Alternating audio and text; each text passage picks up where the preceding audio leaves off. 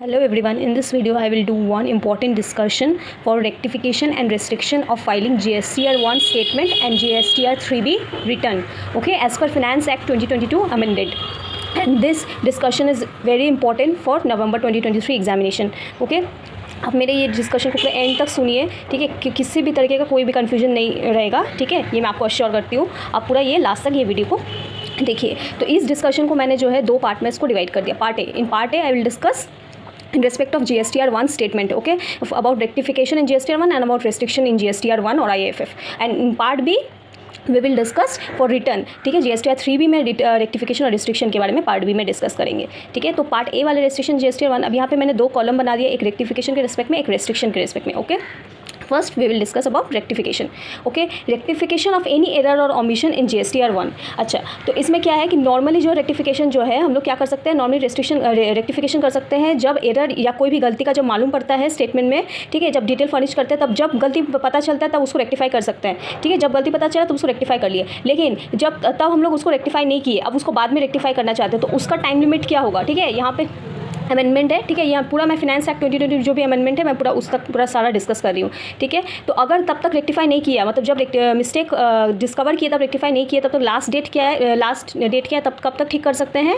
If but not rectified then time limit will be earlier of which two dates 30 November of next financial year. Next financial year का मतलब क्या होगा, जब जिस financial year से related, जिस year से रिलेटेड वो मिस्टेक है, ठीक है, उसके नेक्स्ट फाइनेंशियल ईयर, उसके नेक्स्ट जब 30 नवंबर आने वाला है, यानी in short 30 November of next financial year, ठीक है, 30 November of next financial year और date of furnishing annual return और actual date of furnishing annual return whichever is earlier, okay. 30 November of next financial year और date of furnishing annual return whichever is earlier, वो date होगा last date for rectification of any other omission in GSTR 1, ठीक है। ये तो rectification of provision, बस इतना सही है। ये वाला जो प्रोविजन है ना, ये प्रोविजन इसके लिए है, रेस्ट्रिक्शन के लिए। मैंने गलती से यहाँ पे लिख दिया इसलिए मैंने उसको कट किया है। अब रेस्ट्रिक्शन ऑन फर्निशिंग GSTR 1 और IFF, किस किस केस में जो है GSTR 1 और IFF में डिटेल फर्निश करना ब्लॉक हो जाता है, किस किस केस में। अब इसमें जो है मैं दो पार्ट में, इसमें एग्जिस्टिंग प्रोविजन में मैं आपके साथ डिस्कस करूँगी और एडिशनल अमेंडमेंट क्या आ रखी है ये भी डिस्कस करूँगी, ठीक है।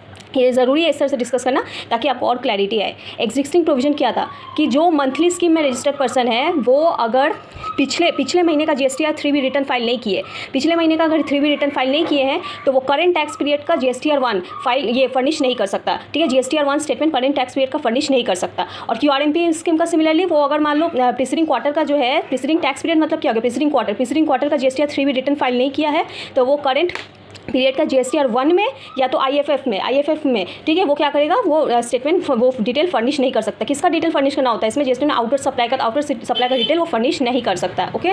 तो ये था एग्जिस्टिंग प्रोविजन हमारा।